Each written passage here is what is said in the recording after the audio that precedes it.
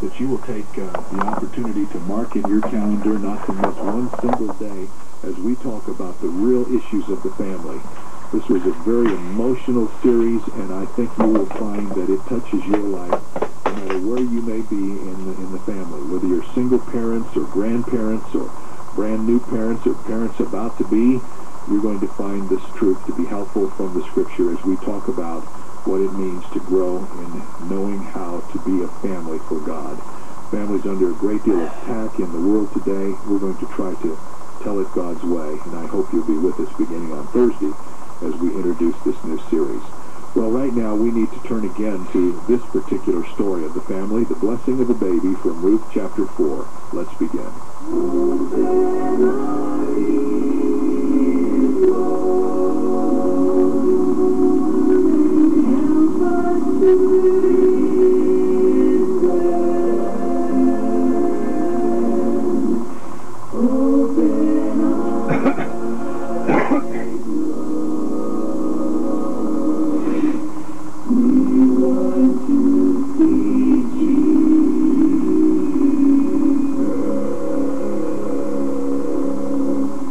Something about the glow of a mother. Have you noticed that? It's just such a wonderful thing to see the joy that comes into the heart of a mother when they hold that little one.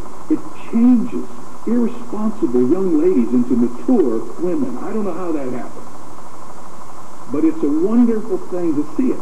Just like it changes irresponsible young men into mature, careful husbands and fathers.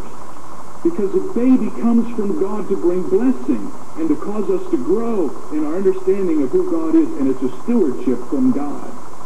Ruth had been barren in Moab for 10 years, and now God has blessed her with this baby. Children are a gift from God. Notice, thirdly, this baby blesses the mother-in-law. This is a wonderful part of the story. In fact, it's really the key to this whole section. I hate to tell you this, but in this story, the mother-in-law is the star. Ruth is sort of over here on the side of the stage, even though she gave birth to the child.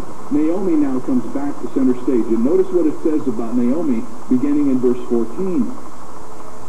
Then the woman said to Naomi, "Blessed be the Lord who has not left you this day without a close relative, and may his name be famous in Israel. And may he be to you a restorer of life and a nourisher of your old age. For your daughter-in-law who loves you is better to you than 7 sons. She has borne him." Now watch, this is the word not to the mother, but to the mother-in-law. And the word to the mother-in-law is, first of all, that she has been blessed because God has provided a kinsman redeemer.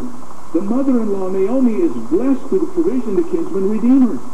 God brought all of this together not only to raise up a husband to Ruth, but to provide for the future of Naomi.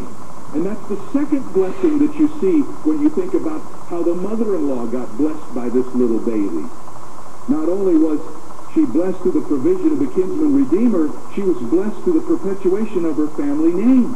Remember now, when Elimelech died and then her 2 sons died, there weren't any other males in that whole family. And under the law of Israel, were there no males, and no males had been raised up through the kinsman redeemer provinces of the law, then the line of Naomi and Elimelech would have been a dead-end street. There would have been a period there, and there would have been no future for them at all. But God in his grace, God in his goodness, put together this marvelous plan with the kinsman redeemer. And now not only does Ruth have a baby, but Naomi has her name restored, and the posterity of Naomi is perfected into the future. She was blessed through the perpetuation of her family name. And then thirdly, Naomi was blessed through the persistent love of her daughter-in-law. All of you daughter-in-laws, take notice. This is how you're supposed to treat your mother-in-law. This is it right here. It says that her daughter-in-law loved her so much that she was better to Naomi than having 7 sons. Now, I know some of you already knew that.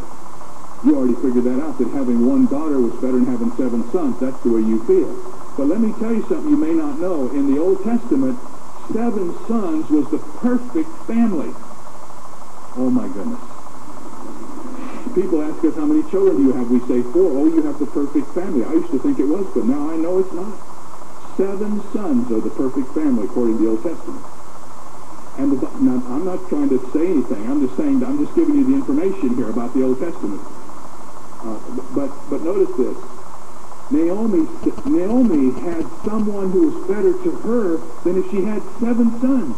In other words, because of Ruth's willingness to obey God, to enter into the kinsman-redeemer relationship with Boaz, she provided for Naomi what she could not have otherwise. God gave to her the privilege of seeing her line established and going on into the future.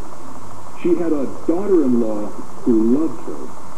And then notice finally, Naomi was blessed by the privilege of caring for her grandson. Oh my. Listen to this.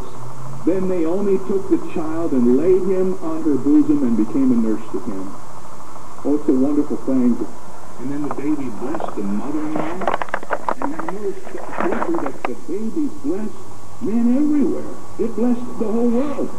For in the next passage, it says in verse 17, that what happened was that the neighbor women gave him a name, saying, there is a son born to Naomi, and they called his name Obed, for he is the father of Jesse, the father of David. Now that's a strange thing. First of all, this little baby is born to Ruth, and Naomi, the mother-in-law, is involved in the blessing, but the Bible says the whole neighborhood's blessed. How many of you know that when you take a little baby in your arms and you go to the grocery store, you go anywhere, you become the center of attention. My little grandson's got this little trick he does, and I make him do it everywhere we go, you know? I do it. And where's Grandpa's boy? He raises his hand like that, you know? Everybody says, oh, isn't that cute? Yeah, I think it's the greatest thing I ever saw in my life. I can get a crowd and preach a sermon just by taking them in there, you know? But listen to me.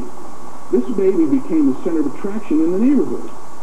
So that the women got together. And listen, I looked this up in the Bible. As far as I know, this is the only time in all the Bible where someone outside the family named the child. The women got together and said, we know we're going to call him. We're going to call him Obed. You better name your own kids. No, I'm just kidding.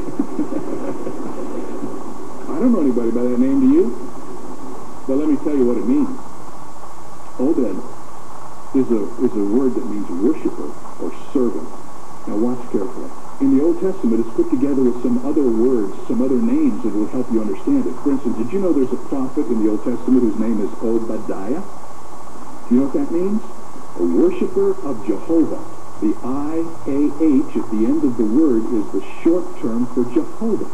So you put Obadiah, you have worshiper of Jehovah.